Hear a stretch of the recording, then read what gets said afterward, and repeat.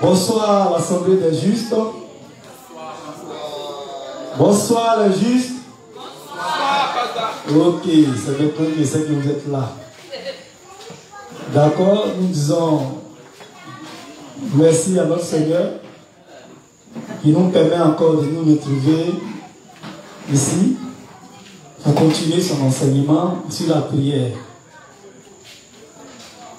Nous lui disons merci d'avoir pris soin de nous durant notre sommeil et pour la force qu'il nous donne encore ce jour d'être présent pour manger de sa parole. Amen. Donc je vais demander à la juste Élie, vu qu'il est 19h40, de nous introduire rapidement par la prière et nous allons continuer. Donc les justes, on va se disposer et après notre confession de foi, on va confier le moment au Seigneur. Ensemble, prions. Père éternel, nous te disons merci de ce que tu nous as rendu sans péché devant toi pour toujours. Car c'est chaque jour de notre vie de foi que nous voyons que nous péchons en pensée, en parole, par action, et cela volontairement ou involontairement. Que nous devrions juger et jeter l'enfer pour nos péchés. Mais dans ton amour plus grand que tout pour nous, tu nous donneras pour sauver le Seigneur Jésus-Christ. C'est lui qui, par son baptême accompli au Jourdain par Jean-Baptiste, tous les péchés passés, présents et futurs. À sa mort, se sont versés à la croix, et a le prix pour nos péchés, purifiant notre conscience de péché et détruisit ce corps de péché. Par sa résurrection, il vaincut la mort, le sujet des morts et l'enfer pour nous. Par son ascension dans le ciel, il nous donna le Saint-Esprit que tu promis donner à tous ceux qui croient en ses œuvres. Par ses œuvres, Seigneur, tu nous délivreras une bonne fois pour toutes des fausses doctrines de démons et de Satan. Merci, Seigneur, de nous avoir rendus justes, saints et sans péché devant toi pour toujours. Au nom de Jésus-Christ. Amen. Merci, Seigneur, pour ce moment que tu permets. Merci, Père éternel, de presser les pas des retardataires, de mettre dans le cœur de chacun d'entre nous l'envie, mais surtout la nécessité d'être unis à l'Église de Dieu, de permettre la compréhension parfaite de la prière dans toutes ses formes en fonction de notre niveau de foi. Merci, Seigneur, de mettre les mots justes dans la bouche de ton serviteur et d'éloigner de lui toute forme de stress et de malaise. C'est au nom de ton Fils Jésus-Christ que nous avons tous prié. Amen. Amen. Merci beaucoup à la Respo Épi. Voilà, comme je le disais tout à l'heure, nous allons continuer sur notre thème qui est la prière. Je me présente, je suis l'ouvrier Zirion Wilfried Hervé. Amen. Voilà, je suis responsable à l'Église des Justes de Côte d'Ivoire sur la responsabilité du pasteur Tagro Sylvain. Et nous sommes aujourd'hui le 2 août, mardi 2 août. Voilà, nous allons continuer notre prière, notre enseignement sur la prière. Hier, nous avons encore parlé de la prière et nous avons étudié d'autres livres, à savoir le livre 13, le livre 12. Voilà, donc j'aimerais passer le micro à l'Assemblée. Comme vous le savez, voilà, on doit s'assurer que toutes choses soient bonnes avant de passer à un nouveau jour. Donc si quelqu'un peut peut-être nous faire le résumé de ce qui avait été dit hier, de ce qu'il a retenu, bien entendu. Et s'il y a des questions, on pourrait les prendre et continuer notre enseignement.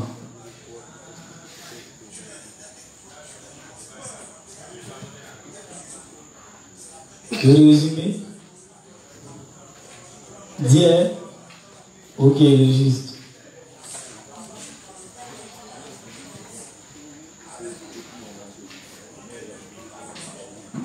Bonsoir ici.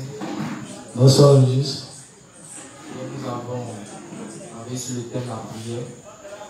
Et nous avons énuméré quelques passages. Philippiens 4, verset 13, qui disait je prie tout par celui qui me fortifie. Par là, le pasteur Yuli a développé en disant que il faut, dans notre vie de foi, en tant que l'auteur de parfait, ça dit prier. Et que c'est. Il faut prier et que, en toute chose, même Dieu veut qu'on nous demande des choses. contrairement aux parents biologiques, si tu as la bouche de lui qui demande des choses, à un certain moment, il va manifester sa colère. Voilà. Quant à Dieu, lui, il se réjouit même du fait qu'on lui demande des choses. Voilà. Donc, de toujours prier, de solliciter son aide dans notre vie de foi et tout ça. Voilà. Donc, il y a beaucoup de choses qu'on a dit, mais je vais m'arrêter sur ça. Amen.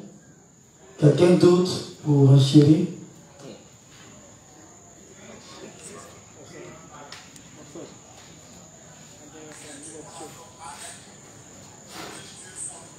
Question ou résumé, hein? Question ou résumé. Voilà. Si vous n'avez pas compris ce qui avait été dit hier, vous pouvez poser question. Bien si. Voilà. D'accord, le Père, je vais continuer le résumé. Amen. On a vu la nécessité de prier pour garder sa force et sa puissance. Tu as expliqué que c'est grâce à la prière que nous pouvons tout, comme l'apôtre Paul a dit, il prie tout par celui qui le fortifie. Donc c'est en priant à chaque fois que Dieu renouvelle nos forces, même pour faire l'œuvre de Dieu. Donc quand nous ne prions pas, nous nous sentons lourds et nous perdons notre force et notre puissance. Tu as expliqué qu'un juste doit avoir une vie de foi et de prière. Et que même quand on donne des informations dans les groupes, télégrammes, de tel juste est malade, de tel juste souffre de quelque chose, on ne doit pas penser que c'est seulement aux responsables de possession de prier, mais c'est à tout le monde de prier et qu'on va prier incessamment. On a vu aussi que la prière est un chèque en blanc. Donc, tu as expliqué que quand on écrit dans nos cahiers de prière, c'est pour ne pas oublier que Dieu nous a exaucés. Donc, à chaque fois qu'on va écrire dans nos cahiers de prière, ah, merci Seigneur pour le temps. Déjà, on ne va pas demain changer de prière. Et puis en plus, quand Dieu va nous exaucer, on verra et on pourra barrer la prière ou dire merci à Dieu pour l'exaucement. Donc, ça montre encore que nous devons être ancrés dans la prière et que tout ce que nous allons demander, Dieu va nous donner. Mais Dieu va nous bénir seulement si on utilise ce qu'il nous donne là pour les choses spirituelles, peut-être pour nous habiller, mais pas pour dépenser dans le monde. On va dépenser intelligemment. Et puis le dernier, c'était l'exemple du révérend qui avait du mal à payer le loyer pour la nouvelle église.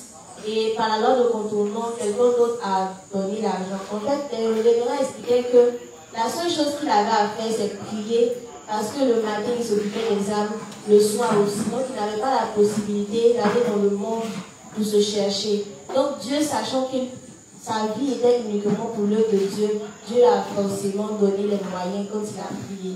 Voilà, c'est ça mon résumé. Amen. Merci beaucoup, la juste. Et au frère, tu veux enchaîner sur ton résumé? Question. Il a une question. Ok, vas-y.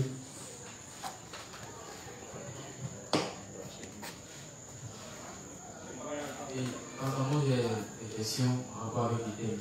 Deux questions. La première, c'est, vous avez dit, certaines influences à nos pensées, tout ça.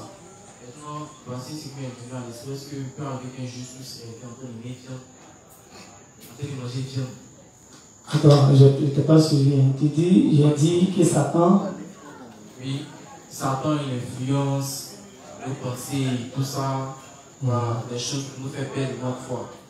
Donc, je me suis demandé est-ce que peut arriver qu'un juste puisse se réveiller entre les mains et c'est dit que non, c'est pas ça que si les gens assassinent. Non, bon, mais il rêve, il mange bien. Donc, la deuxième question, voilà, c'est de savoir est-ce que les justes matures, est-ce qu'il peut arriver que lorsqu'ils prient, leur prière s'attarde, et bon, comment dire, les matures, les autres qui s'occupent des choses de la chair et tout ça, je voulais savoir ça aussi. tu veux savoir quoi? Pourquoi ça tarde? Ouais, est-ce qu'il peut arriver que lorsqu'il fait les prières tardent longtemps et tout ça? D'accord, c'est une belle question. Ok, il n'y a pas de souci. Bon, pour répondre plus rapidement, mais on va plus rentrer en profondeur quand on va toucher comment prier. Amen. Voilà. Parce que le principe est clair. Le principe est clair, nous devons prier dans leurs intérêts et dans la volonté de Dieu. Tu as dit, tu avais sorti un mot, le juste immature, c'est ce qu'il a dit, mais voilà, il dit il est juste immature.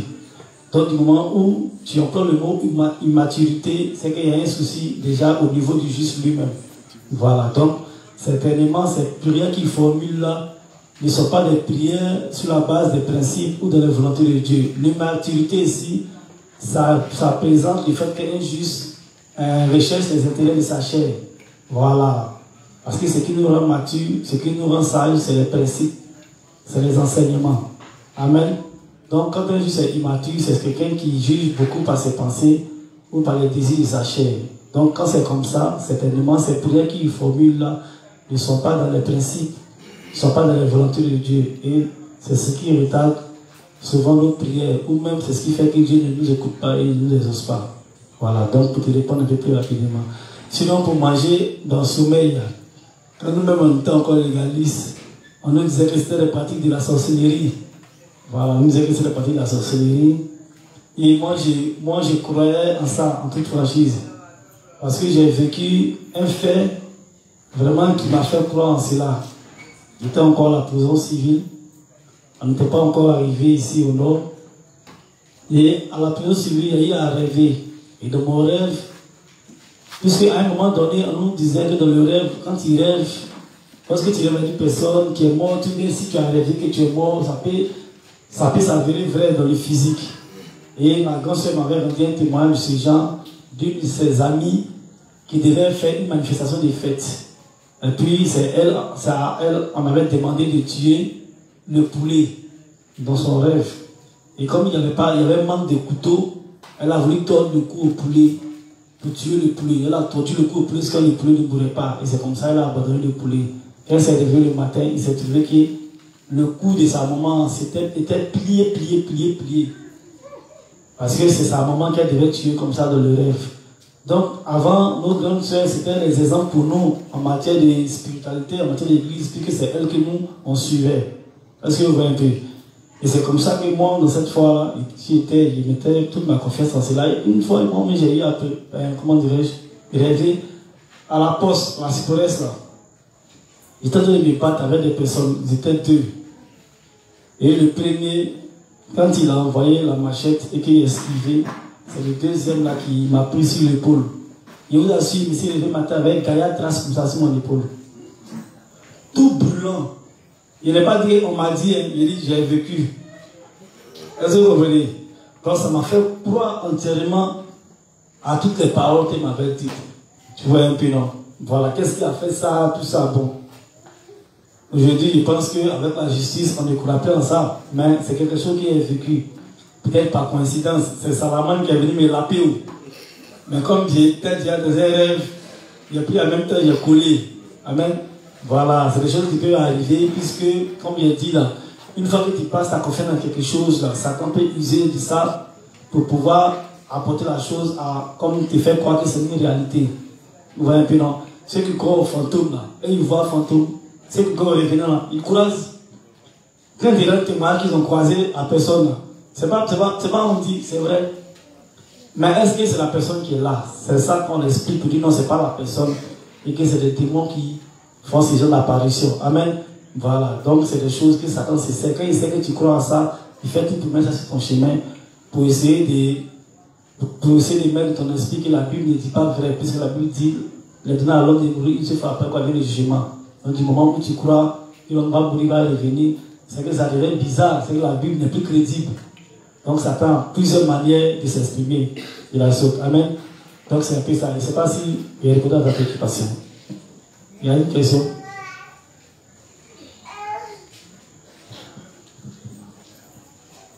D'accord. Donc s'il n'y a plus de questions, je crois que nous allons poursuivre. Voilà. Donc hier, on a eu à parler beaucoup.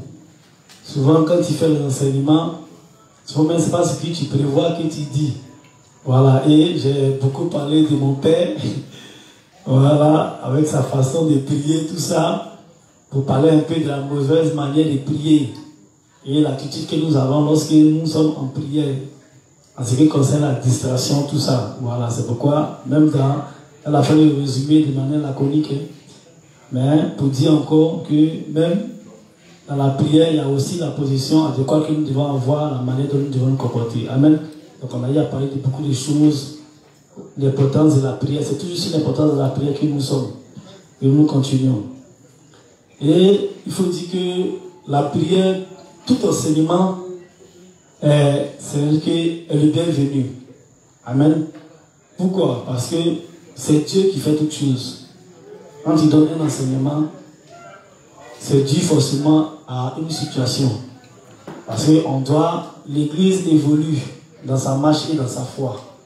Et à chaque étape, on est confronté à des situations ou à certains événements dans lesquels notre foi doit s'affirmer en fonction de ce que nous avons reçu comme enseignement. Donc on doit appliquer le principe ou les enseignements que nous avons reçus. C'est ce qu'on appelle cas pratique. Amen. Voilà, donc on a appris la théorie. Dieu permet que dans cette théorie-là, on puisse avoir des cas pratiques. Comme ça, puisque la chose est à venir. C'est où on doit faire le combat, le lâche quand même là. C'est à venir. C'est devant, quand on parle de la montée, de la paix, tout ça, tout ça. Donc c'est en ce moment-là que tout ce qu'on a appris dans l'église de Dieu, là, parce qu'on n'a plus le temps de se regrouper. Amen. Donc c'est tous ces enseignements-là que nous recevons présentement là, que nous allons maintenant mettre en application. Amen. C'est pourquoi on ne doit pas négliger, comme je le disais hier, les enseignements qui nous sont donnés. Voilà. Quand on prend le peuple d'Israël, il mangeait la manne chaque jour. Chaque jour, un pain. Mais quand on arrivait au week-end, Dieu descendait 2. Il faisait descendre 2. Pour essayer de prévenir le week-end à venir, puisque le week-end, il n'allait pas faire descendre. Donc, les enseignements, c'est pour dire que quand les temps seront mauvais et que nous n'aurons pas à nous retrouver là, c'est les enseignements que nous avons amassés là. C'est ce qui va s'exprimer maintenant face, c'est-à-dire que aux situations, à la situation que nous allons vivre. Amen. Voilà, donc face au martyrs, tout ça. C'est pourquoi on doit beaucoup considérer ce que nous faisons ici. Et je le dis, les clercs, actuellement, nous sommes sans ignorer que les situations que nous traversons présentement est très, très difficile. Amen. Voilà. On voit un peu comment la guerre de l'Ukraine et la Russie sont en train de jouer sur le monde en ce qui concerne la flambée des denrées alimentaires. Tout est devenu cher sur le marché. C'est pourquoi Billy Philippe m'a dû s'exprimer dans Miss Côte d'Ivoire en défendant sa nourriture préférée qui est le porc. Il même porc peut me devenir cher au marché. Pour manger, c'est difficile. Amen. Voilà. Donc tout devient compliqué. Et nous savons que là où nous partons, nous sommes dans l'ère du cheval noir. On dit famille spirituelle, famille physique. Actuellement, nous sommes en train de rentrer en plein temps maintenant, même dans la famille physique. Tout devient très, très, très difficile. Amen. Et actuellement, il y a une autre. Oui. Juste Sage Cramoisi. Il demande est-ce qu'on peut se mettre torse nu pour prier? Il peut se mettre, c'est où? À l'église ou bien dans la chambre? Il n'a pas précisé le lieu. Non, sinon si c'est à la maison ici, il a chaud, il se met torse nu. Ça ne dérange rien, mais si c'est à l'église, toi aussi, c'est compliqué. Amen. Voilà. Si le monde même quand il est à la maison, nous, nos chambres, il fait chaud. Il n'y a pas qui m'a dit. Donc, tu mets torse. Mais est-ce que c'est encore Dieu va faire quoi ça? C'est pas lui qui t'a créé. Il sait tout sur toi, donc ça ne les gêne pas. En le Sage Cramoisi. Ça ne les gêne pas, voilà. Que tu mets torse nu, tout ça. C'est au légaliste, tout ça. Tu vois, au légaliste, tu ne peux pas te déshabiller comme ça. Moi, il y a mon nom. Quand il se lave, c'est dans la douche qu'il s'habille. Quand tu l'appelles, il n'a pas le droit de répondre pendant qu'il est dans la douche. Parce que le fait qu'il te réponde et que tu entends sa voix, c'est comme si tu avais vu sa nudité. Et les Kakou Philippe aussi, hein. Les Kakouis, c'était aussi l'une de leurs. Voilà. Il disait ça. J'ai une question. D'accord? Le juge lorsqu'il dit il a une question. C'est ça? Donc voilà, le temps que le micro arrive à lui. Donc c'est un peu ça. Les Kakouis disaient que non. On ne doit pas préparer dans la douche, on ne doit pas te déshabiller, tout cela. Je suis dans ma chambre, je suis torse nu, je fais ma prière. Il s'agit d'être concentré sur moi, c'est tout. Voilà, il ne faut pas être distrait. Mais à l'église ici, on va te demander de te mettre torse nu, c'est pas normal. Alors, poursuivre à la question, M. Lansky. Ok. Après référence à hier, dans tes explications, je pense que tu avais donné une réponse à une question, à savoir dans quelle posture il fallait se mettre pour prier. Tu avais dit, pour ne pas être déconcentré, pour être concentré, voilà comment il fallait prier. Maintenant, il y a Jésus qui a dit que les vrais adorateurs l'adoreront en esprit et en vérité. Donc, je demande, quel est le lien en fait? Merci beaucoup. Au fait, quand j'ai parlé, lorsque j'ai parlé de posture, c'est pas qu'il y a une posture adéquate dans laquelle on doit se mettre forcément pour prier. Voilà. Quand j'ai parlé de posture, je veux dire ce qui va te permettre d'être concentré, de ne pas être distrait là. C'est dans cette posture-là que tu dois te mettre. Voilà. Parce que les limousines nous ont fait croire qu'il avait une posture adéquate en fonction de la demande que tu devais faire à Dieu. Voilà, quand tu dois faire une demande ou un remerciement ou une supplication, il y a la posture que tu devais avoir. C'est pourquoi si vous parlez des limousines, ils vont vous dire que Anne, lorsqu'elle allait faire la demande à Dieu au temple, elle n'était pas dans la posture adéquate. C'est pourquoi le souverain sacrificateur Élie est venu la reprendre pour lui dire non, parce qu'il a vu que la posture n'était pas ça. C'était une posture de demande. Or, si c'est une posture de demande, elle devait être dans la posture. Mais il est venu lui poser la question que tu es ivre, parce que normalement la posture qu'elle avait n'était pas ça. Tout ça, c'est des conneries. La chose, ce qu'ils sont de faire comprendre, c'est que ce qui va te permettre d'être concentré pour ne pas être distrait là, c'est dedans que tu veux te mettre. Si tu veux, tu t'arrêtes. Si tu veux, tu mets un front à terre. Tu t'assois. Il n'y a pas de posture que, en tout cas, les principes n'ont pas encore montré ça. À moins que les principes nous disent que voici la posture adéquate que tu dois faire à ce moment, c'est pris à cela. Amen. Voilà. Maintenant, quand il dit les vrais adorateurs m'adorent en esprit et en vérité. Non, on sait que c'est sur la base de la parole, des principes, de tout ce qu'on reçoit comme enseignement là. C'est sur cette base-là que nous formulons notre prière et que nous adorons Dieu. Donc, ce n'est pas sur la base de, comment dirais-je, parce qu'il dit quoi? C'est partant des critiques, de la manière dont les pharisiens et autres qui étaient assis dans la chair de Moïse là, faisaient croire aux gens. Voilà, pour eux, c'était l'adoration devait être reconduite par rapport à la pratique mosaïque. C'est-à-dire que les choses de la loi et autres. Voilà, or, dans la nouvelle alliance, on ne va pas reconduire ces pratiques-là. Voilà, il y a d'autres choses. Donc on va pas, quand tu vas dans la loi mosaïque, il y a la manière dont il faut adorer. Voilà, et il y avait des prières pour rentrer dans la prière, il y a des paroles que tu devais prononcer. Vous voyez un peu, non? C'était comme une ouverture, comme l'adoration à Dieu. Ah Dieu grand, Dieu, vraiment ta robe, c'est celui-là, vraiment Dieu, voilà. Pour eux, ils devaient comme ça glorifier Dieu d'abord, avant même d'introduire la prière. Mais nous, le principe nous dit de ne pas répéter les vaines paroles. Parce que Dieu lui-même disait qu'il est déjà grand, tout ça. On dit, on va voir le principe nous dit l'essentiel des choses. Donc, c'est peut-être qu'il reconduit ces choses-là qu'il voulait mettre sur le concours, sur le coup de sainteté. Dieu dit non. Maintenant, là, l'adoration, là, c'est pas qu'on va devoir adorer dans le temple, parce que nous-mêmes sommes le temple de Dieu. Donc, c'est de rentrer en profondeur de nous-mêmes avec un sérieux et une sincérité pour pouvoir faire notre adoration, même pour formuler nos prières à Dieu. Amen. Voilà, donc c'est un peu sur cette base de l'enseignement des principes que maintenant tout chose doit être fait. Je ne sais pas s'il a été laconique. Il y a une prière derrière. Une question.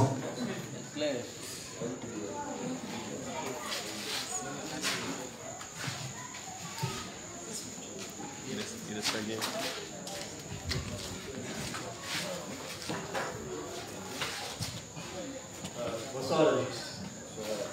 Moi c'est le président Mermousse. Pasteur, j'aimerais savoir si pendant que tu es en train de prier, que tu as un besoin de première nécessité. Est-ce que quand tu laisses pour aller, est-ce que quand tu reviens, tu reprends la prière là où tu as laissé ou bien tu recommences à zéro? Amen. Non, mais moi-même, quand il prie qu'il y a diarrhée, il me pose. Oui, c'est un besoin pressant. Donc là, je me pose, je vais me soulager et je reviens. Surtout que je suis encore concentré pour continuer ma prière. Je continue ma prière. C'est vrai que pendant tout le temps qui est passé, au petit coin, je suis distrait, je suis plus concentré. J'attends un autre temps où je sais que je peux faire ma prière, puis je continue ma prière. Donc, s'il y a un besoin pressant, où il y a un besoin de première nécessité, voilà, il ne peut pas être distrait, parce que j'entends des prières, Dieu est en train de t'apporter, puis non, comment dirais-je, le frère, allons soit jouer ballon, bien, allons faire quelque chose d'inutile comme ça, et puis bon, tu vas laisser la prière, tu vois que là, c'est un peu bizarre. Mais il y a des besoins qui sont vraiment pressants, où tu sais que tu n'es pas concentré. Voilà, donc tu vas te soulager, mais tu vas faire ta chose, et puis tu reviens. Voilà, donc c'est un peu ce qui est peut te répondre. Donc pour enchérir un peu, il était en train d'expliquer. Donc pour enchérir par rapport à la question du frère Lansky, c'est comme le Christ pouvait dire de ne pas prier comme les pharisiens qui aiment à s'arrêter dans le coin ou à dire des paroles. Voilà, parce que pour eux, c'est tout cas qu'ils avaient traîné. Il dit désormais, si tu veux prier, rentre dans ta chambre, dans la chambre de ton cœur, voilà, et prie sincèrement ton Dieu. Donc eux, ils avaient une manière de se présenter, de prier pour se faire voir dans le coin de rue. Le Christ nous a montré une autre manière. C'est pourquoi quand on va poursuivre, les disciples sont venus voir Jésus, puis on demande à Jésus, il faut nous apprendre à prier, comme Jean a appris à ses disciples. Donc, alors qu'il priait avant, mais si demande à Jésus maintenant de apprendre à prier, c'est parce que maintenant, il y a une autre méthode que Jésus va leur montrer. Voilà, comment prier, tout ça pour faire des demandes. Donc, c'est un peu ça. Voilà, donc, merci beaucoup pour les questions. Là, juste midi. Il n'était pas là pour la télé de sujet hier par rapport à la prière, la distraction, mais bon, je pense que. Bonsoir, juste. Bonsoir, juste. Moi, j'ai deux questions. Je ne sais pas si elles ont déjà été posées en exercice. D'accord. La première, c'est de savoir, quand tu es en train de prier et puis on t'appelle, à la maison, par exemple, tu n'es pas chez toi, on peut te demander à n'importe quel moment avoir besoin de toi à n'importe quel moment. On t'appelle, que ce soit à la maison ou bien le téléphone sonne, celui qui t'appelle ne sait pas ce que tu es en train de prier. Quelle est l'attitude qu'on doit avoir? Maintenant, ma deuxième préoccupation. Bon, là, je ne sais pas si c'est un constat, mais je me demande, est-ce que, parce que nous les justes, on a souvent tendance à se rencontrer, à se retrouver, voilà, se rendre visite, on peut être nombreux à un endroit, en fonction des circonstances. Et puis, bon, là, souvent, c'est l'objet d'une petite causerie où quelqu'un envoie quelque chose et puis à partir de là, d'ici on va se rendre compte, il est 16 h, on est rassasié de causerie. Est-ce que ce temps-là, en temps normal, ça ne doit pas servir à, c'est-à-dire, au moins dans tout ce laps de temps-là, ça peut être l'occasion pour certains ou bien d'évoquer des sujets de prière. Et dire, toi tu as quel sujet, est-ce que présentement tu as quelque chose qui tient à cœur, ou bien si la personne estime qu'il veut seulement partager ça avec son dévancé, mais au moins on a des sujets qui nous sont communs, à l'église. Est-ce qu'en temps normal, ce ne devrait pas être l'attitude des justes de profiter de ces occasions où on se réunit là, pour pouvoir en tout cas toucher un peu ces points de prière là? Amen, merci beaucoup. Donc, pour le premier sujet, la première question c'était de savoir, est-ce que pendant qu'il est ici en prière, si peut-être on m'appelle, bon, tu as parlé d'appel physique d'abord dans le premier temps, puisque je ne suis pas chez moi, si on m'appelle de venir répondre peut-être à un besoin, est-ce qu'il est possible de couper la prière? Et puis il y a l'appel téléphonique aussi, voilà. Est-ce qu'il peut couper la prière? Ça dépend de la considération ou de l'importance que tu accordes à ce que tu es en train de faire. En ce qui concerne, tu es chez quelqu'un, la personne l'appelle, soit c'est le père, mais sa mère t'appelle pour accomplir un devoir ou un besoin. Je crois que tu vas trouver la manière peut-être de mettre fin à ta prière ou bien de t'excuser, si possible, pour terminer ta prière, ou bien si la personne ne veut pas, plutôt que chez elle, tu ne peux pas faire autrement, tu seras obligé de couper ta prière, aller répondre à ses besoins et puis revenir, peut-être continuer ta prière après. Parce que tu ne peux pas faire autrement. Tu es chez lui, il te demande de faire ça, tu es obligé de faire. Maintenant, en ce qui concerne le téléphone, au moins ça c'est pour moi. Il y a le plein droit et le plein pouvoir sur mon téléphone de décocher ou pas. Je pense que c'est pour dire, ça dépend de la considération qu'on va donner à la chose qu'ils sont en train de faire. Parce que là, si tu as un vrai problème de peut-être d'argent ou bien de santé, je pense que pendant que tu es en train de faire la demande, que ton téléphone sonne, tu vas plus considérer ce que tu es en train de faire par rapport à la demande que tu es en train d'effectuer, parce que le mal dont tu souffres, mais la situation que tu es en train de traverser là est vraiment très importante. Donc c'est là concentrer dans le téléphone là, après. Mais si tu vois que tu es en train de prier et que on t'appelle un petit coup par le téléphone, c'est parce que la chose même n'apporte pas trop d'intérêt.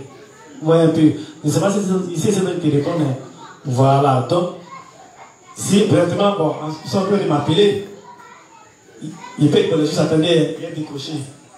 Mais il pense que là, c'est moi et moi mon téléphone. Donc, lui, là, je peux à tout moment le reprendre, je ne décroche pas l'appel, je mets ça à côté. Donc, pour ne même pas être distrait là, si on sait que nos téléphones vont nous distraire pendant que nous sommes appelés là, on met ce silence, on met ça loin de nous. Après, si on va l'appel manquer, on va se faire fort de voir les unités pour appeler. On va l'appeler souvent les appels, là, souvent ça brille aussi, ça coupe les appels. Donc, là, juste, ça va dépendre. Pour te répondre à la question de l'appel là, la première chose, là, tu es chez les gens, ils seront obligés de répondre à leurs besoins. Soit tu veux la manière de même pause à ta prière, et pas les répondre. Parce que tu ne fais pas ça, ils vont vouloir te chasser, tout ça, tout ça. Amen. Maintenant, la seconde chose, c'est ton téléphone. La prière, je pense que la prière passe en première, voilà, par rapport à l'appel de ton téléphone et autres. Donc là, au moins, c'est ton téléphone qui peut mettre silence ou bien qui peut ne pas décrocher. Finis ta prière et puis aller maintenant décrocher l'appel. Je ne sais pas si tu me suis un peu. Voilà. Parce que pour la maison, on dit que tu ne vas pas là. Ah. Bon, d'accord, on peut dire que ah, mais Dieu est prié, là, j'ai un problème, non. Mais ma chère, souvent, on dit, là, c'est que la césar était chez eux, tu es servante, supposons qu'on que tu es servante. Et puis le papa, il a eu des étrangers, il tentait de prier, tu vas faire la table. Tu vas attendre de finir d'abord ce qu'il tentait de prier là, pour dire d'aller faire la table. Mais c'est quand tu renvoies en même temps. Ou bien, voilà, donc, tu finis, tu as souviens que tu tentais de prier pour ça là, tu mets ta pause, tu finis de faire la table, tu t'en de conduire ta prière. Je pense que c'est le conseil qu'il peut donner. Maintenant, si, comme les pères sont là, si ont d'autres conseils à donner, ils peuvent renchérir, c'est ce qu'il a dit. Mais j'ai remarqué que quand il dit renchérir, vous souriez. C'est le mot qui vous fait sourire, mais c'est ma manière de dire que vous fait sourire. Hein? Ah, c'est à la mode. Ah, nous on a connu ça dans le débat. Vous bien les pères. Vous n'avez pas dans le débat, ça remonte peut-être à 3 ans maintenant. Donc peut-être c'est venu à la mode maintenant. Dès que dit renchérir, ça arrive, ça sourit. Non, moi c'est pas la mode. Hein. Moi c'est dépassé. C'est depuis le débat, on a pris ça. Amen. Donc là, juste lui dire, je ne sais pas s'il a été. Je ne sais pas si tu m'as compris hein, ma réponse. Voilà. D'accord. Donc, il y a juste.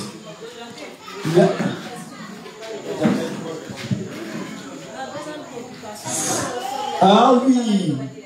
Oui, non, mais ça y va de. Je veux dire, de nous-mêmes. Hein.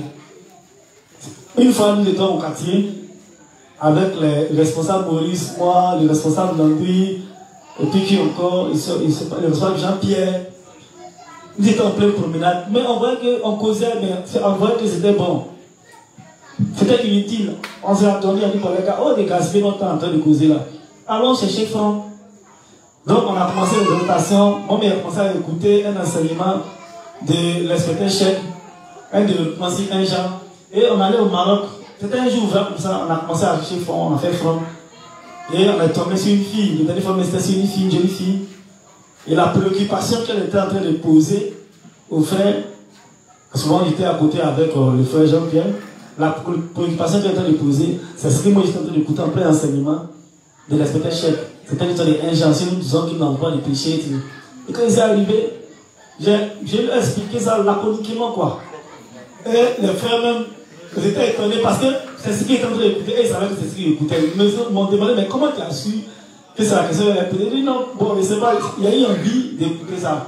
Parce qu'on a trouvé que nos échelles étaient inutiles, il fallait faire de vie spirituelle. Donc, c'est nous maintenant là, on doit voir par rapport à nous-mêmes là. Est-ce que le temps qu'ils sont en train de gaspiller, on ne doit pas rattraper ça en faisant les yeux spirituels? Parce que c'est ce qui est normal. Tu vois un peu, non? Voilà, c'est ce qui est normal. Le juste en tout temps, il doit être en communion, il doit être spirituel. C'est pourquoi le Père a sa moi. Si vous connaissez le divin, le Père a sa moi, lui, il n'y a pas de causerie charnelle dans sa bouche. Quand vous commencez à poser Chanel, là, il dort. Tout récemment, il est venu nous voir, on était fait débat.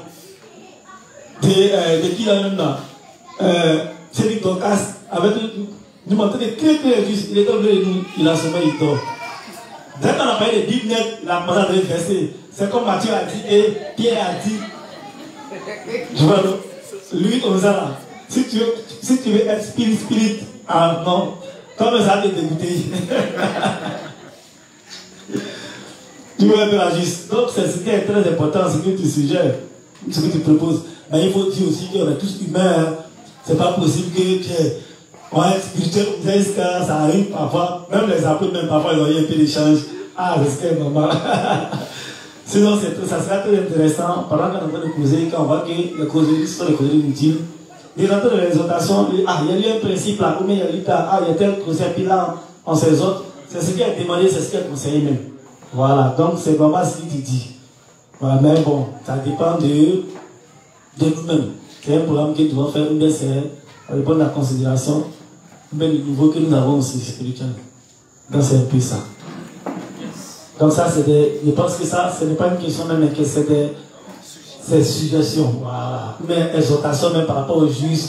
Voici comment, voilà, que tu souhaites qu'on soit. Mais on prie pour ça. Voilà. Voilà. Tout ça, on met en prière. C'est pourquoi l'enseignement sur la prière est très capital. Voilà. C'est par la prière qu'on peut tout faire.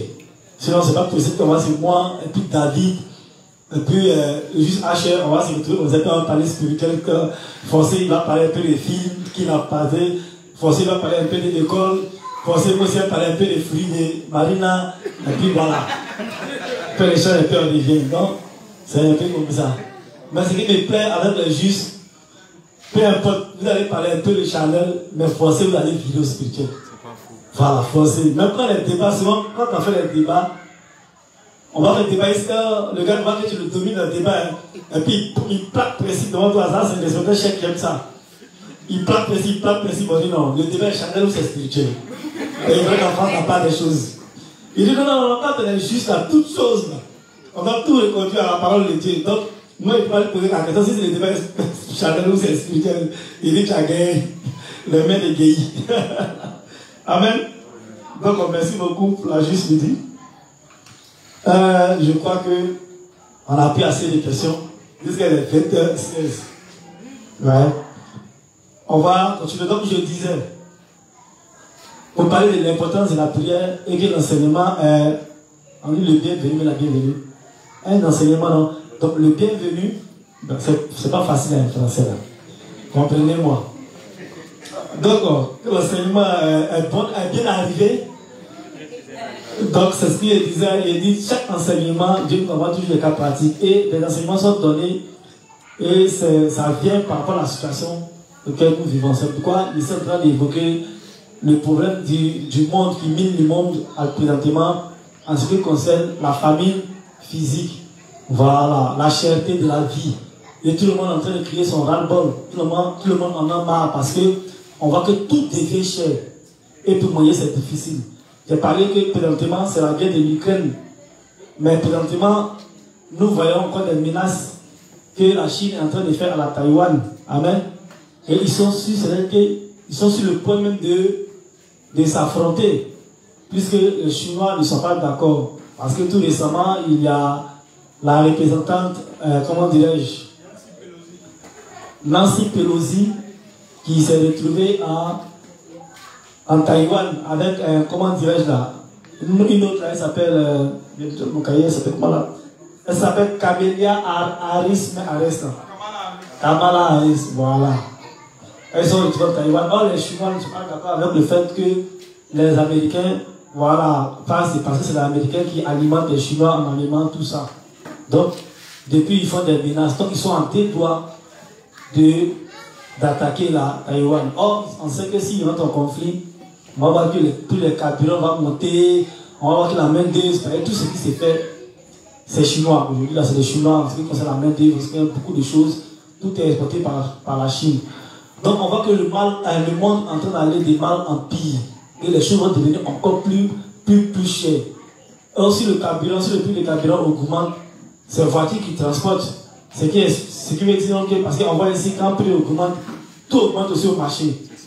Parce que si le cabinet augmente, tous les denrées alimentaires aussi vont augmenter, et puis on va aller encore et encore. C'est pourquoi, parce qu'on sait que plus les choses deviennent difficiles, les justes, quand ils ne sont pas unis, c'est ce qui nous amène à vouloir aller nous chercher encore plus dans le monde pour pouvoir subvenir à nos besoins.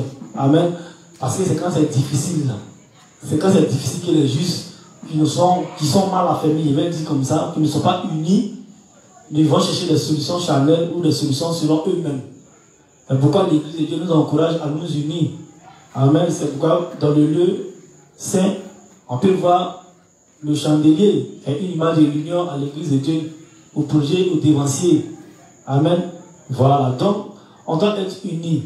Raison pour laquelle on va essayer encore le révérend dans les livres, puisque quand il lisait les principes sur la prière, j'ai vu qu'il y a des thèmes qui sont donnés. Il y avait l'impression que ça n'avait rien à voir avec mon thème. Ça parle de faire le de Dieu, union, il ne va pas prier l'État. Mais ça va quoi avoir mon thème. Ils ont mélangé ou bien.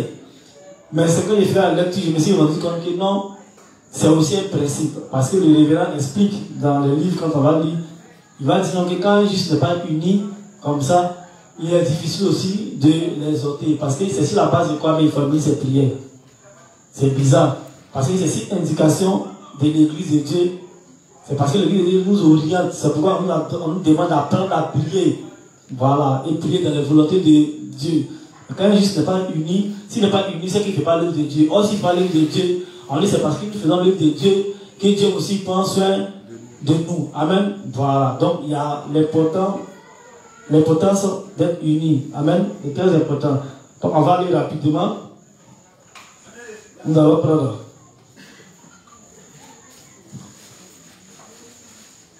Nous allons prendre le livre 51 à la page 124, le paragraphe 3.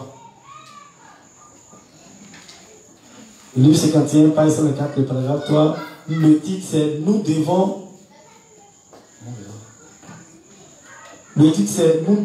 nous unir à l'Église de Dieu et à ses dirigeants. Nous devons nous unir à l'Église de Dieu et à ses dirigeants. Livre 51, page 124, paragraphe 3. Nous devons nous unir à l'Église de Dieu et à ses dirigeants. Vous et moi devons vraiment nous unir à l'Église de Dieu. Si nous voulons vraiment devenir la femme de Jésus-Christ, alors nous devons unir nos cœurs à l'Église, l'épouse de Christ. Nous devons unir nos cœurs avec les saints de Dieu et unir nos cœurs avec ses serviteurs. C'est la vraie union. Nous qui sommes nés de nouveau et croyons en l'évangile de l'eau et de l'esprit, devons nous débarrasser de la pensée humaine, rejeter tout le mal, la souillure, l'incrédulité que nous avons hérité d'Adam et nous unir à l'Église de Dieu, le corps de Christ. Et nous devons nous unir aux dirigeants de l'Église. Amen. Donc ici, le révérend nous exhorte à nous unir à l'Église de Dieu. Amen. C'est pourquoi ça concerne aussi la prière. Pourquoi, c'est ce que je disais tout à l'heure, quand on a décrit un peu l'autel des parfums, le révérend a expliqué dans le livre 35, on va aussi lire, si on a le temps, que les deux barres qui étaient mis sur le côté de l'autel des parfums étaient la symbolique du fait que nous devons tout faire ensemble. Voilà, donc on a essayé d'expliquer un peu la description. Quand on a fait la description de l'autel des parfums, on a dit que c'est un truc qui n'est pas trop gros qu'une personne pouvait soulever. Mais le révérend dit que le débat a été mis pour que deux personnes puissent soulever. Cela implique que l'œuvre de Dieu doit se faire ensemble. Amen. Donc si l'œuvre de Dieu doit se faire ensemble, si prier, c'est aussi faire l'œuvre de Dieu, c'est que nous devons aussi prier ensemble. Amen. Donc le révérend nous explique qu'il est très important de nous unir à l'Église de Dieu, de nous unir à Jésus-Christ. Et c'est le livre 51. Le livre 51 traite le livre de la Genèse. Et c'est partant de la création de la femme à partir de la côte de l'homme que le révérend a commencé à faire l'exhortation. Parce qu'il a expliqué que l'Église vient de Dieu, du fait qu'il prend une côte d'Adam pour faire la femme qui est le symbole de l'Église. Donc l'Église va naître de la souffrance de Jésus-Christ. Amen. Voilà, donc Jésus-Christ étant maintenant l'époux, nous l'épouse, qui sommes l'église de Dieu, nous devons être unis de cœur à notre époux qui est Jésus-Christ. Amen. Donc un juste qui n'est pas uni à Jésus-Christ, c'est un juste vraiment qui va se perdre. Amen. Voilà, donc c'est pourquoi nous devons unir. Et puis il dit, nous devons nous unir de cœur. Voilà, parce que être unis là, comme il dit là, ce n'est pas forcément une présence physique. Tu es là, tu es dans l'église, tu es dans le temple, et puis tu es distrait. Ou du moins, tu es là, mais tu n'es pas là. Tu es ailleurs. Tu ne suis pas. Ou du moins, tu vois, même tu critiques tout ce qui s'est fait. Parce que tes yeux sont là pour voir tout ce qui a été faux. Voilà, pour critiquer. Donc, quand c'est comme ça, là, c'est comme si on ne peut pas dire que tu es uni. Voilà, être uni à l'église de Dieu, c'est être uni autour du projet de l'église. Amen. Voilà, quand on vient dans Genèse, c'est Genèse 11, non? On a vu comment les pécheurs étaient unis à construire la tour de Babel. Et puis on a vu comment la chose a évolué de manière rapide. Amen. La Bible dit qu'ils parlaient une seule langue et ils avaient les mêmes mots. Donc eux tous, ils communiquaient. Donc ça fait que pour la montée, la construction de la tour de Babel, c'était rapide. Amen. Et le pasteur Tago et le révérend, dans le livre, nous a expliqué que c'est de cette même manière, les pécheurs encore vont se unir pour construire la tour de Babel avec tout ce qui se fait dans le monde. Donc c'est un travail. Pour que les choses puissent bouger, puissent aller de l'avant, on a besoin de se mettre ensemble. C'est pourquoi même pour la création, il faisait l'homme à notre image ressemblance. Dieu même pour l'accomplissement du salut de Dieu, on parle de Dieu Père, Fils, Saint-Esprit. Et même ils sont unis. Donc si nous-mêmes, notre Dieu nous a montré l'exemple de l'union, c'est pas nous. Mais nous-mêmes, on est trois, chair, corps et esprit. Donc l'union existe partout. Et Dieu nous donne cet exemple-là partout, même dans la nature. Amen. Donc c'est très important pour nous de nous unir à l'église. C'est très important de se mettre ensemble. Parce que quand on se met ensemble, les choses bougent. Amen. Donc quand on n'est pas unis, c'est compliqué. Et les choses vont commencer à se ralentir. Donc les pécheurs ont fait construire tout des pavés salés, mais Dieu les a confondus. Et quand il lit la Bible, les pères, nous les autres, nous devons aussi parler une seule langue, avoir les mêmes pensées. Donc quand on dit que quelqu'un doit être uni à l'église de Dieu, il doit être uni de cœur. C'est-à-dire qu'il doit être en accord avec tout ce qui se fait dans l'église de Dieu. Il doit souscrire au projet de l'église de Dieu. Il doit considérer les principes, les enseignements et ses dévanciers. On dit uni à l'église et uni aux dirigeants. Donc il doit considérer ses dévanciers, les dirigeants qui sont établis sur lui. C'est en cela qu'il pourra considérer maintenant les enseignements qui lui sont donnés et prier en fonction de la direction ou de ce qui ou des projets de l'église. Mais si déjà il n'est pas en accord, il boycotte. Nous-mêmes là, à un moment donné, quand on faisait des prières dans la maison du pasteur, avant la construction de ce temple-là, le pasteur donnait des sujets de prière. Vraiment, quand on donne les sujets là, je vous assure, il y a d'autres, on avait une bande derrière là, on riait souvent. On n'était pas unis même à sa prière. On dit prier pour les 1000 milliards que Dieu a donné à l'église de Dieu. L'église n'avait pas 100 000. On peut pour 1000 milliards. Lui-même, il a vu les pécheurs commençant à le fatiguer par sa propre appel. C'est que c'est les hommes 1000 milliards. Mais c'est les hommes pires. Ouais, non. Voilà. Et il disait que vous n'avez pas la foi. Moi, il va me dire mon cas venir. Prions pour le cas, pour la mise en forme du cas, et puis pour la mission. Qui va prier pour ça? On avait encore 100 000. Et puis tu parles de cas là, tu parles que ça coûte 25 francs bien tout. Mais pour finir, on a eu le cas. Pour finir, on a eu les véhicules. Pour finir, on a eu même le lieu, le temps pour prier, tout ça. Donc, vous voyez que c'est en union. Nous ne devons pas craindre. On nous demande, comme on a lu le passé, nous demande de demander à Dieu. C'est son église, c'est pour lui. Donc, mais il nous demande seulement de faire tout sur la base des principes, sur la base de ses volontés. C'est cela qui va nous répondre. Donc, il est très important pour nous de nous unir. Amen. Voilà, poursuis. T'as fini? Voilà. Nous devons comprendre combien cette union est importante. Nous ne pouvons pas devenir un corps avec Jésus-Christ si nous ne nous unissons pas à son Église. Amen. Amen. Donc on ne peut pas devenir un corps avec Jésus si nous ne nous unissons pas à son église. C'est clair. Pour devenir un corps, c'est pour ça qu'on parle aussi du mariage à la maison. Nos femmes, et puis, comment dirais-je, leur mari, là, on dit d'être unis. On doit être unis de cœur. On n'a pas parlé de... Parce qu'on dit, même quand on se met ensemble, on dit quand les couples se mettent ensemble, ça ne fait pas. On dit, ça fait l'œuvre de Dieu. C'est pour gagner d'autres couples à l'évangile de l'eau et de l'esprit. Amen. Donc, on doit être unis. Mais on doit être unis à quoi? Au projet. Notre union, ça ne doit pas être sur la base des sentiments. Ça veut dire que les lem là. Voilà. Les lem, ça veut dire quoi? Le principe est clair. Pour changer une femme dans l'église de Dieu, il faut regarder son cœur qui recherche aussi la volonté de Dieu. Et pour changer aussi un homme, de même, il faut regarder aussi s'il accorde l'intérêt à l'église de Dieu. Parce que c'est quand nous deux, là, on souscrit au projet de Dieu, c'est quand nous deux, on est en accord avec les principes, qu'on pourra avoir un couple parfait. Parce que le principe est clair, c'est aimer Dieu d'abord, c'est aimer Dieu qui nous amène à aimer les autres. Donc si on est juste, et qu'il y a un qui boycotte les principes, qui n'est pas en accord avec les principes, c'est que le couple sera en déphasage. Or, si nous deux sommes en accord avec le principe, on dit que nous sommes unis de cœur. Sur la base d'abord des principes, sur la base des enseignements, on est d'abord unis. Et c'est cette union-là, sur la base de l'église, qui va nous amener à nous aimer et à nous chérir. Parce que les principes nous disent qu'il faut chérir ta femme. Donc moi, qui suis en accord avec ces principes-là, il est de mon devoir d'accomplir ces principes en chérissant ma femme.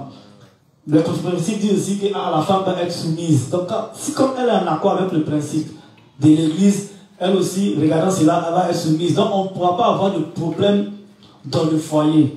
Le principe dit que les maris doivent s'accorder, ça veut dire que le couple doit s'accorder pour faire les choses ensemble, pour prier ensemble, pour évangéliser ensemble, pour éduquer les enfants ensemble. Donc, sur nous-mêmes, là, on ne s'accorde pas. Donc, vous voyez que l'accord ici, là, dans le foyer, même pas d'abord de l'église. Amen. Des principes, sur la base des principes, sur la base des enseignements. C'est là que quand on applique dans le foyer, ça porte du fruit. Amen. C'est pourquoi on dit la femme doit suivre la tradition de l'homme. Et il y a expliqué ici dans la semaine passée pour dire ces principes aussi nous suivent aussi dans nos zones respectives. Je vais venir là-ci pour parler aussi du responsable de la zone et de ses collaborateurs. Amen. Voilà. Le responsable de la zone peut être à gauche, ou bien à droite, et puis il veut être à gauche.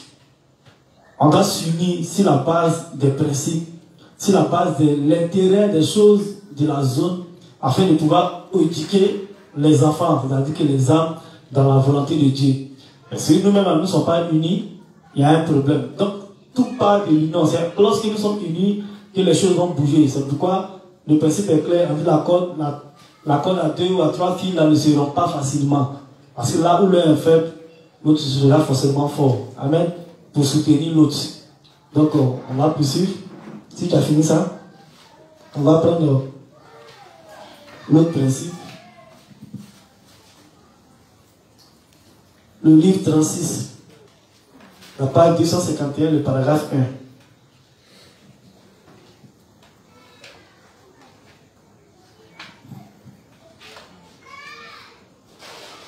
Livre 36, page 251, le paragraphe 1. Vous devez comprendre le fait que même nous les hommes de foi... Merci beaucoup. Petite amie, c'est pas pour le toujours. On dit l'œuvre de Dieu s'accomplit si nous faisons les choses ensemble, unis à l'église. L'œuvre de Dieu s'accomplit si nous faisons les choses ensemble, unis à l'église. C'est bon? Merci. Vous devez comprendre le fait que même nous les hommes de foi, nous ne pouvons vivre spirituellement si nous ne faisons pas l'œuvre pour la nourriture qui ne périt pas. Nous devons faire l'œuvre qui partage la nourriture qui ne périt pas jusqu'au dernier jour. Comprenez-vous cela?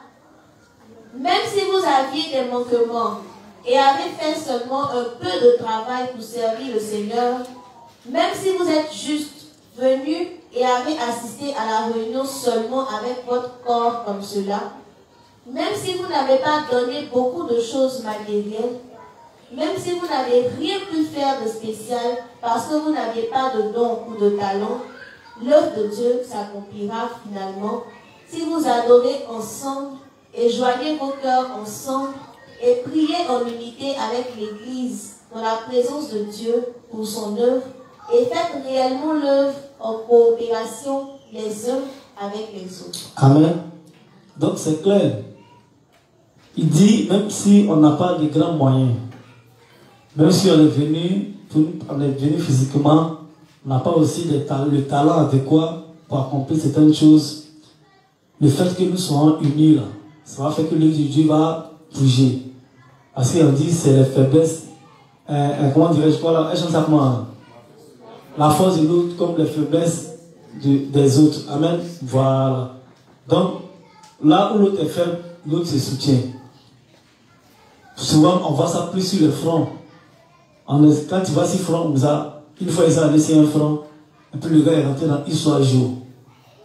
Positionnement des pays. Non, quand on parle Canaan, c'est en bas de l'Ukraine. L'Ukraine a dit que la Turquie, pas de quoi.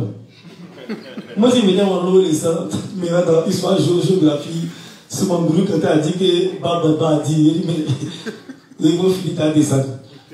Donc pendant qu'il était déjà lancé dans son histoire, mais il y avait le frère, c'était Christ, non? Je crois bien, mon second Amazon. Et puis le juge Jacques, qui est aujourd'hui à Korogo. Ils sont rentrés, ils vont à l'école, ils sont allés à l'école, quand l'autre a laissé l'école. Quand on est à l'école, même est-ce qu'on s'y met tout. Donc c'est eux qui sont rentrés dans l'histoire avec lui. Commencer à faire l'effort. Il m'a mis à côté. C'est pas mon truc. Tu as venu dire que quand tu es responsable des autres, tu as venu tout défendre ta dignité. Il n'y a pas besoin de dignité là. Tu as venu mettre un haut cadeau. Amen. Donc là où on m'a pris dans l'histoire, il a fallu que mon enfant soit là pour pouvoir élever le niveau. Amen. Donc là, on se complète. Voilà. Mais ça va parce que quand tu as développé dans l'histoire, que tu as vu que peut-être que ton dévancé a pris balle, que tu as venu dire que moi, c'est dangereux que mon dévancé. C'est dangereux que lui. Amen. C'est que c'est Dieu qui gagne. Amen. Oui. Donc, il y a forcément là où l'autre est faible, on va pouvoir le soutenir. Donc, il dit du moment où nous sommes là, que nous unissons là, la force devient encore plus grande et puis on arrive à accomplir l'œuvre de Dieu. Mais si on n'est pas unis et qu'on va se marcher là-dessus entre nous, on va se critiquer, on va vouloir, comment dirais-je, dénigrer l'autre, ça va faire que, on dit c'est quand il y a la fente que le lézard arrive à la fente dans les murs, que le lézard arrive à se cacher dans les murs. Amen. Même la salamandre, pardon, arrive à se cacher dans les murs. C'est vrai ça? C'est ça, non, le truc là. Voilà. Satan, là, une fois qu'il y a la division, c'est là que Satan va jouer sur la pensée des uns et des autres. Il nous dit non, il faut faire ça, tu ne vois pas, le juste, tu ne vois pas, c'est-à-dire, c'est pourquoi il dit, si de manière subtile, on t'a offensé, il faut approcher la personne qui t'a offensé et puis lui soumettre ça. Une fois il a fini de prêcher, et puis il y a un frère qui me disait, le dimanche qui a suivi, on s'est retrouvés dans le même corridor, et puis il me disait, toi pas ça, le dimanche passé, c'est le monde qui parlait. Et puis tu me regardais comme ça. Mais c'est comme ça que c'est le monde qui parlait. Oh, c'est moi-même, quand tu as vu que tu es la chair, tu cherches un visage qui dit oui, oui. Pour toi, là, le visage qui dit oui, c'est que c'est lui qui est d'accord avec toi. Donc, tu le regardes et puis tu parles. Tu parles avec tout le monde. Donc, il ne le voyait même pas. Peut-être qu'il s'est regardé la juste, Blandine, la soeur pensait que c'est elle qui regarde. Et puis quand tu parles, souvent nous-mêmes, on dit les choses que nous m'ont fait dans le secret, on a oublié de mettre ça. Et puis souvent, tu fais des prêches et puis tu es là, tu dis, ah, je me suis soigné, mais. On comprend pourquoi les Moïse ont écrit sur eux-mêmes aussi par rapport à leurs défauts et autres. Amen. Donc, c'est pas qu'on a ciblé le problème des uns et des autres que nous sommes en train de critiquer. D'ailleurs, si on a ciblé même ton problème que ça sert à l'exhortation des autres, il faut dire Amen. Ou bien, voilà, parce que quand on prend l'exemple de Moïse, pour dire que Kétura a coupé un pépise et son truc, Moïse maintenant c'est foutu, montrer que grand Moïse, il ne peut pas écrire ça. Les gens ont dit, ah, Moïse qui a divisé la mer. Petit truc là. Il n'a pas pu honorer ça. Mais la mis dedans pour que ça puisse servir d'exhortation. Donc, si ton histoire, par ton histoire, là, si on a dit que tu es tombé, que ça sert à l'édification des autres, alors on dit Amen. Amen. Donc on doit tout faire ensemble. Et l'union, là, le fait qu'on soit soudés, là, ça y va de la communication sur la base des principes. Voilà, si on a eu à effacer d'une certaine manière, ou bien moi-même, il faudrait que tu m'approches parce qu'il n'est pas fait exprès. Voilà. Donc on va s'excuser et puis on va évoluer parce que l'intérêt c'est de gagner l'église de Dieu. L'intérêt c'est de prêcher l'évangile. Les âmes sont là, ils nous attendent. Donc si déjà il y a des problèmes, la Bible dit nous devons nous accorder ensemble pour prier. Maintenant si nous sommes déjà en parole, maintenant on vient les mercredis, on dit intercession et puis on est là, on donne sujet des prières. Ou bien moi ici en parle avec H et puis il donne mon sujet des prières, donc il va prier pour moi. H va prier pour moi. Il ne pourra pas prier. Mais il va faire l'hypocrisie. Il va faire comme s'il remet sa bouche. Oh, il ne prie pas pour moi. Il ne peut pas maintenant que H n'a pas prié. C'est comme ça. Je sais qu'ils sont par la peine, nous les autres. Satan est trop. Satan est. Il est là. Il sait que moi, il sait que H est moi, il ne s'entend pas. Quand il donne mon sujet de prière, je vais regarder dans sa direction pour voir s'il va prier pour mon sujet de prière. Donc, lui aussi, comme aussi, Satan aussi, ça va lui parler pour lui dire non. Vous me mettez la bouche pour vous faire quoi que tu as prié. Donc vous deux, ça vous met en parole. C'est que même dans l'église, était en pleine prière, vous avez fait un conflit, mais d'une manière voilée. Lui aussi, pour trafiquer, il est là. Oh, il ne prie pas.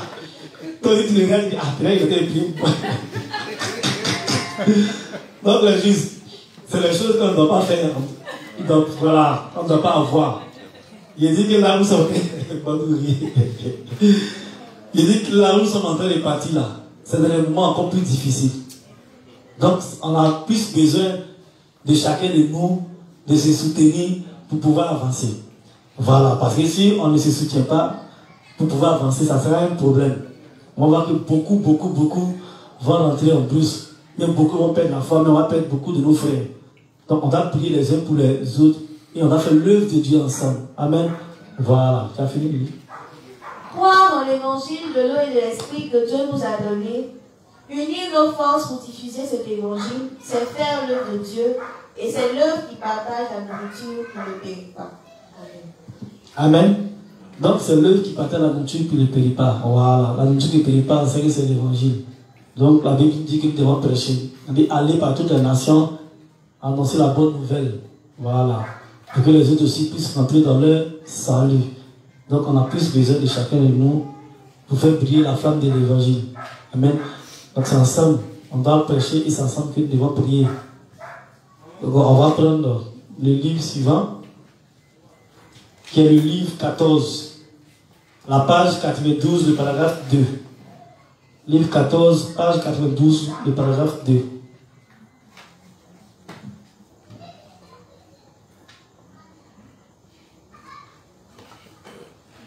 14, page 92. Priez ensemble. Priez ensemble.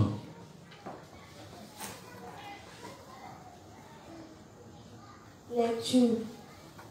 Le mot d'ordre de cette année à la mission Nouvelle Vie est prêcher l'évangile et inspirer la croissance spirituelle dans le monde entier. Nous avons beaucoup de frères et sœurs dans le monde entier qui ont reçu la rémission du péché en croyant en l'évangile de l'eau et de l'esprit par notre ministère. Ils sont des ouvriers potentiels pour notre mission et nous devons les nourrir et prendre soin d'eux par email, téléphone et avec notre littérature chrétienne. Et nous voulons qu'ils soient nos partenaires aussi, pour travailler ensemble à répandre l'évangile, pour prier ensemble et pour combattre Satan ensemble par la foi. Nos serviteurs en Corée et nos partenaires dans le monde entier doivent aussi travailler ensemble par la foi jusqu'au jour du retour du Seigneur. C'est pour cela que nous avons choisi ce mot d'ordre de l'année et c'est mon désir sincère que nous vivions ce mot d'ordre. Jusqu'au retour du Seigneur, nous continuerons de travailler avec ce mot d'ordre. Amen. Amen. Donc voici un mot d'ordre qu'ils se sont donnés en Corée. Et pas que ce mot d'ordre-là, nous aussi, nous devons nous donner ça. Amen. Puisque nous marchons dans la foi de notre dévancé qui est le révérend. Et il dit qu'ils se sont donné un mot d'ordre. Et ce mot d'ordre, c'est de quoi? C'est de prêcher l'évangile ensemble. Donc diffuser l'évangile ensemble partout dans le monde. Prier ensemble et faire toute autre chose ensemble, c'était quoi là? Combattre Satan. Et combattre Satan ensemble par la foi. Amen. Donc c'est un mot d'ordre qu'ils se sont donnés. Et c'est ce même mot d'ordre qu'il veut que nous donnons. Amen. Voilà. On doit se dire que cette année, on doit, voici ce que nous devons faire. On doit combattre Satan ensemble. Combattre Satan ensemble, comment ça se fait? Les hommes, ils sont encore sous l'emprise, sous la domination du diable. Ainsi que, ils se disent qu'ils sont encore pécheurs. Il y a le volet où ils se trouvent encore dans les doctrines fallacieuses. Il y a des volets où d'autres, ils ne sont pas des religieux, mais ils sont dans le monde. C'est l'argent et autres. Il y a plusieurs volets comme ça. Donc, on doit se mettre ensemble pour voir comment attaquer. C'est pourquoi le ministère du social, présentement, on doit travailler encore plus et on ne doit pas se limiter au volet funéraire. C'est-à-dire qu'organiser les convois de funérailles où on a jailli. Et puis on dit, ah, arrête, il faut réserver ma place. Hein. Mais là, on doit passer à une autre étape.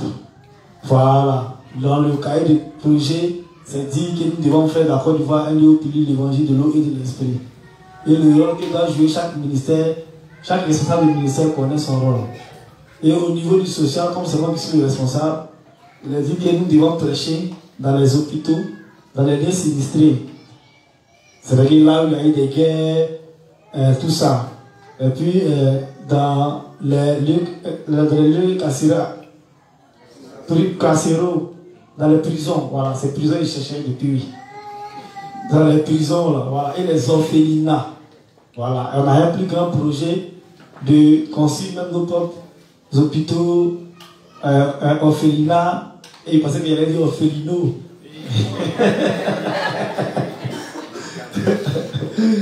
Voilà. Voilà, donc orphelinat, tout ça, nos écoles. Donc, le travail est immense.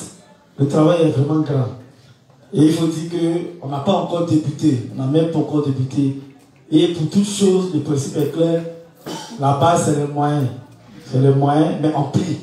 On prie et on bouge pour qu'on ait un espace pour commencer une activité propre à nous-mêmes afin de pouvoir quand même commencer dans les différents endroits. Présentement, les prisons sont fermées dues à la crise sanitaire, mais quand même les marchés sont ouverts, les hôpitaux sont ouverts. Donc la tâche est grande. Mais si nous-mêmes on ne se met pas en union dans notre ministère, ou bien là nous sommes, on ne pourra pas faire l'œuvre de Dieu. On ne pourra pas répandre l'évangile. C'est pourquoi en Corée, ils se sont donné ce mot d'ordre. Mais nous aussi, on doit se donner ce mot d'ordre. Et chaque ministère aussi doit se donner ce mot d'ordre pour pouvoir accomplir à bien la tâche qu'il est à signer. Amen. Donc à notre niveau le social, on met en prière, on prie avec mon collègue Barakil Stéphane et tous mes frères de la Côte d'Ivoire. On a fait la réunion ici et on prie que Dieu nous donne la force. Moi, il me connaît, je sais qu'il est vraiment paresseux et très négligent. Voilà. Et tant qu'il prie, c'est ce que j'ai dit à Dieu, de m'éloigner vraiment de la négligence et de la paresse et qui me donne la force d'accomplir toute volonté. Amen. Voilà. Donc, avec mes collègues, je pense qu'on est tous dans ce sens-là pour accomplir et pour relever aussi ces défis. Quand en Corée, le révérend se sont donnés. Et pour donc, nous-mêmes individuellement, on doit mûrir aussi cette idée-là. C'est pourquoi il dit, on doit se mettre aussi faire aussi un projet à tête pour dire non, cette année-là, il doit au moins faire 5 âmes, ou bien il doit faire combien de francs, ou bien il doit lire tel livre, il doit faire ça. Donc, établissons le projet nous-mêmes personnellement, et puis on prie, et puis on se donne les moyens de pouvoir honorer cela. Amen. Voilà, c'est ce qui va nous permettre d'avoir une vie de foi correcte. C'est quand on fait l'œuvre de Dieu, et que aussi Dieu nous permet de grandir dans notre foi, il nous donne cette maturité-là, et puis au fur et à mesure, on arrive à s'en sortir, et Dieu prend soin de nous. Amen. Voilà, c'est tout ça, on appelle être unis de cœur à Jésus-Christ ou à l'église de Dieu. Amen. Donc, on a fini. Donc, on va prendre le livre 55 à la page 165. C'est ça, non? Le paragraphe 3. La force de prier en accord avec l'église. Le livre 55, page 165, le paragraphe 3. La force de prier en accord avec l'église.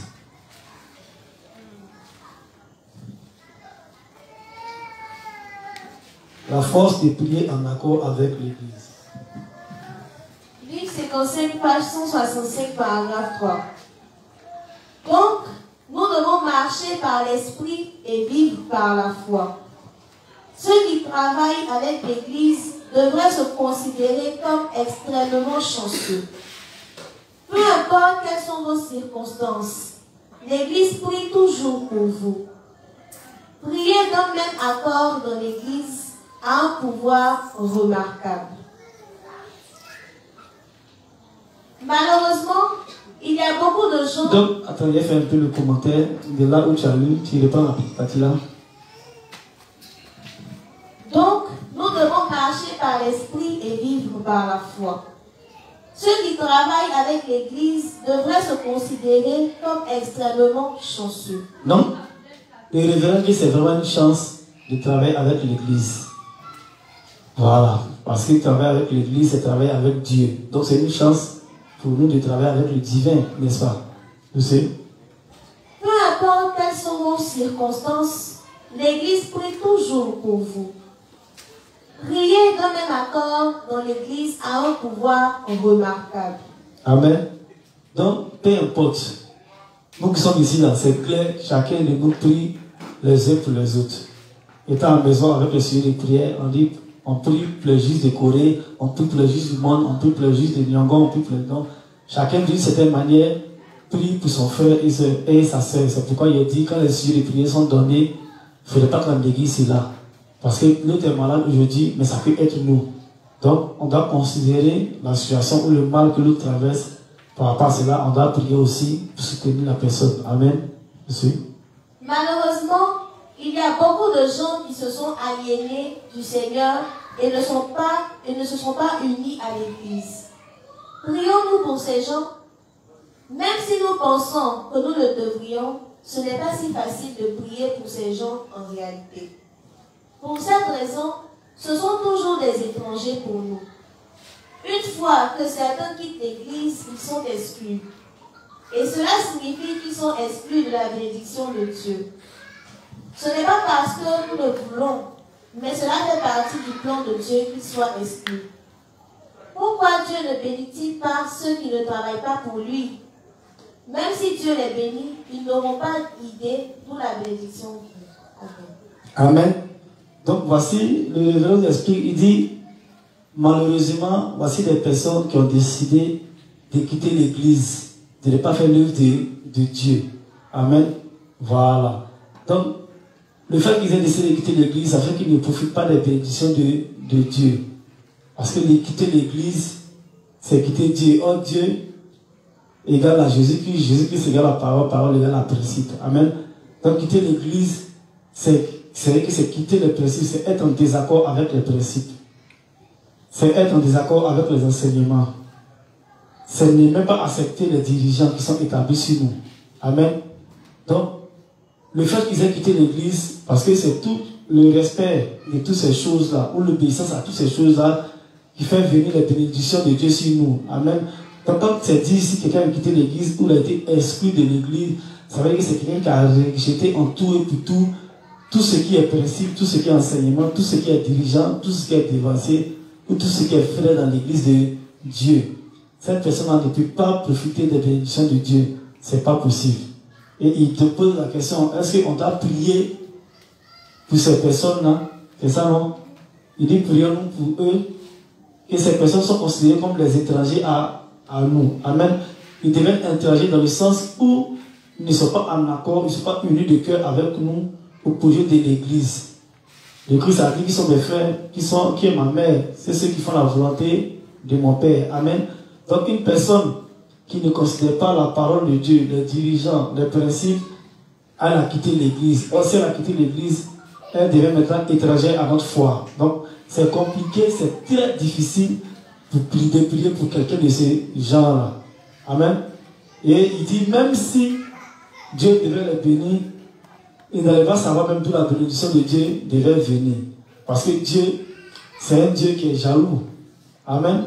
Donc, quand il te donne la bénédiction, il laisse pas au moins quand même que tu viennes lui dire merci.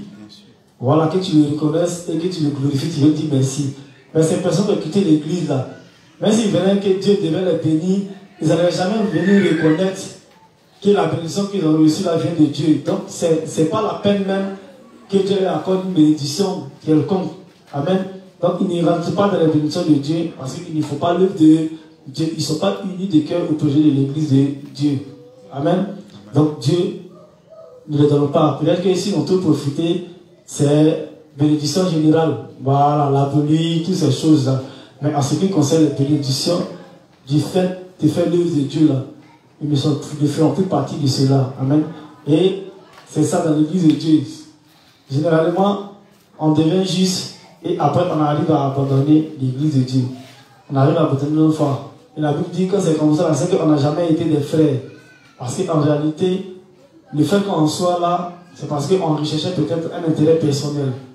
Voilà, on pense que l'église de Dieu c'est du fétichisme. Donc comme ici devenu juste, les choses vont rouler comme si des rails. Voilà, les choses vont évoluer, je vais avoir mon mari, je vais avoir ma petite entreprise, je vais avoir mes affaires vont prospérer, tout ça. Ils ont oublié que le principe dit, marcher avec Dieu, c'est faire face aussi à de nombreuses difficultés. Amen. Voilà, donc Dieu, il éprouve aussi son église. Mais il dit face à une épreuve là, il nous donne tous les moyens de s'en sortir. Mais comme c'est des personnes qui ne sont pas unies de cœur à l'église de Dieu, donc aux dévanciers, aux dirigeants, aux enseignements, aux principes, qui ne sont pas avertis, et c'est les principes qui nous avertissent sur toutes choses et qui nous donnent la solution sur toutes choses. Et nous prions en fonction.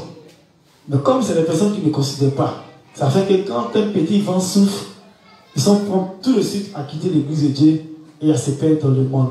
Et on peut voir l'exemple de Jésus de la justice.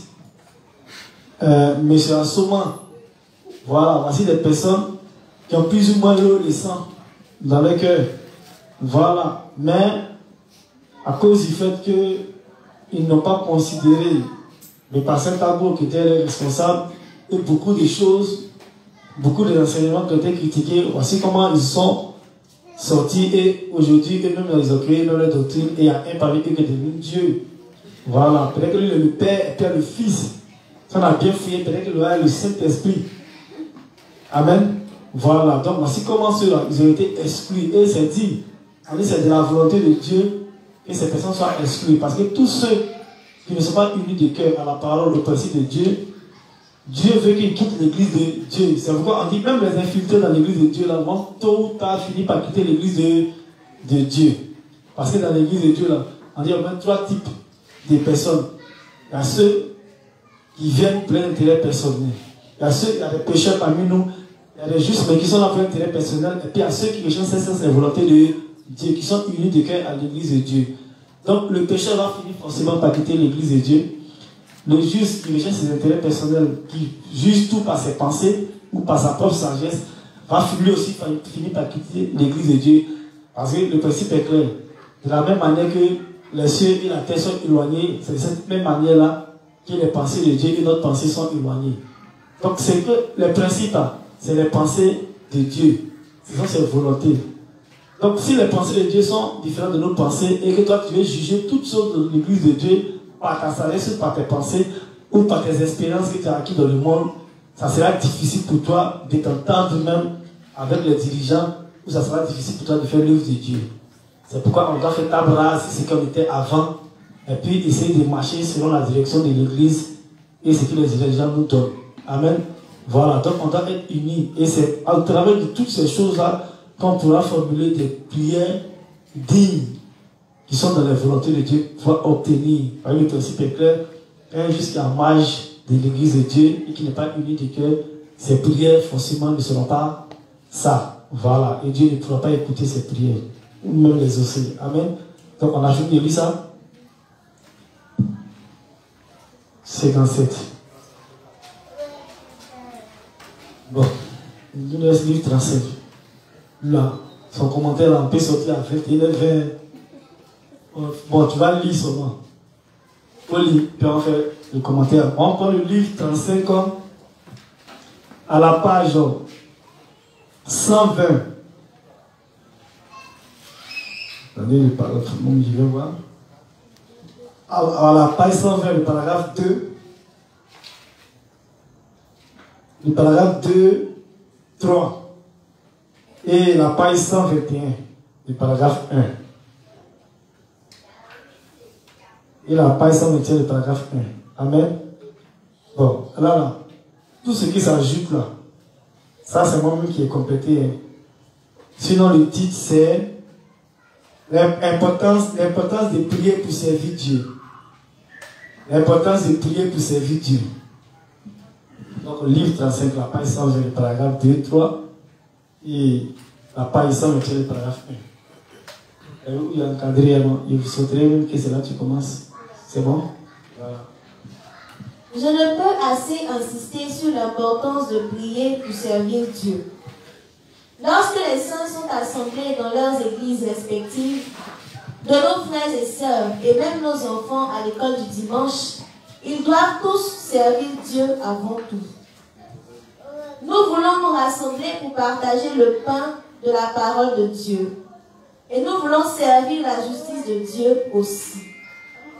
Nos prières montent à Dieu comme un doux arôme quand nous, nés de nouveau, le prions en unité en disant: Seigneur, fortifie et bénis ton Église, tes serviteurs et tes saints dans l'Église du monde entier. Bénis leurs âmes et cœurs. Donne-leur la foi bénie. Sauve les âmes qui sont encore perdues. Jouissant du doux arôme de la prière, Dieu nous répond et nous bénit. Il répond à tout ce que nous lui demandons dans nos prières. Amen. Donc c'est clair. Bon, je pense que le reste, ça va laisser ça pour demain. Comme les gars avec les... Si on a fait commentaire là-bas, on peut passer. Donc c'est clair, il est en train de dire, chacun dans sa position, par rapport à l'église, là où nous nous trouvons, on doit prier. Et quand les saints, quand les enfants s'unissent, c'est pourquoi même du côté de l'Écodie, partout où nous sommes, même ici, à l'église ou à l'Écodie, nos enfants doivent apprendre à prier, ils doivent savoir prier. Et par rapport à la position que nous occupons, nous devons prier. Et c'est quand nous prions, Dieu nous écoute et il nous exauce. Amen. Voilà. Donc ici, il est en train de mettre l'importance, si l'église de Dieu a prié Dieu pour faire bouger les choses. Amen. Voilà. Donc nous devons tout demander à Dieu afin de pouvoir faire bouger les choses. Je pense qu'il est 21h. Voilà. Et comme la lecture de ce livre est un peu long, on ne va pas aller loin, on va s'arrêter là parce qu'il y a d'autres qui quittent un peu loin. Je ne veux pas que ça devienne un problème. Donc je vais récapituler. Aujourd'hui, on a essayé de parler un peu de l'importance de prier en union. Voilà, depuis, nous sommes en train de parler de l'importance de prier, de la prière. Aujourd'hui, nous sommes arrivés sur l'importance de prier en union, le fait de prier en groupe, ensemble. Voilà, donc on a étudié pour dire que lorsque nous prions ensemble, c'est là que les choses vont un peu plus rapidement et que Dieu écoute et puis il nous exauce. Donc on a essayé de développer un peu c'est quoi prier en union. C'est le fait d'établir nos cœurs au projet de l'Église de Dieu, de considérer nos devanciers, nos dirigeants et les orientations qu'il nous donne. Amen.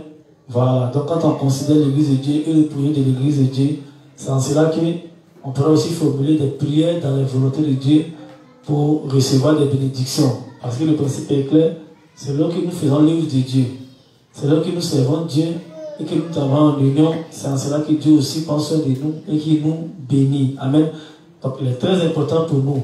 On ne doit pas dire l'année de nouveau, on va rester à la maison et puis on va prier.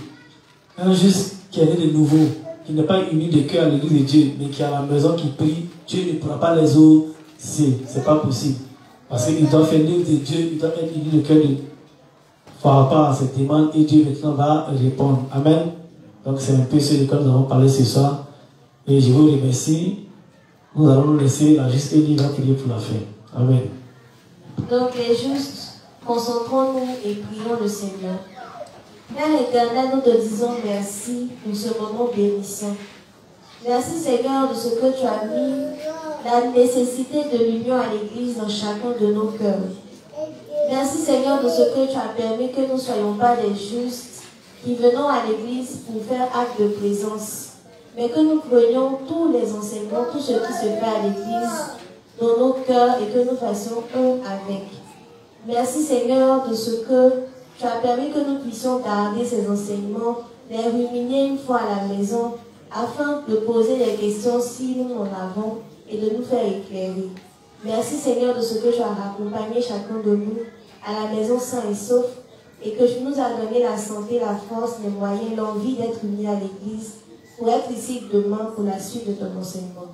C'est au nom de Jésus-Christ, ton Fils, que nous avons tous prié. Amen. Amen. Merci beaucoup les justes, que Dieu nous accompagne.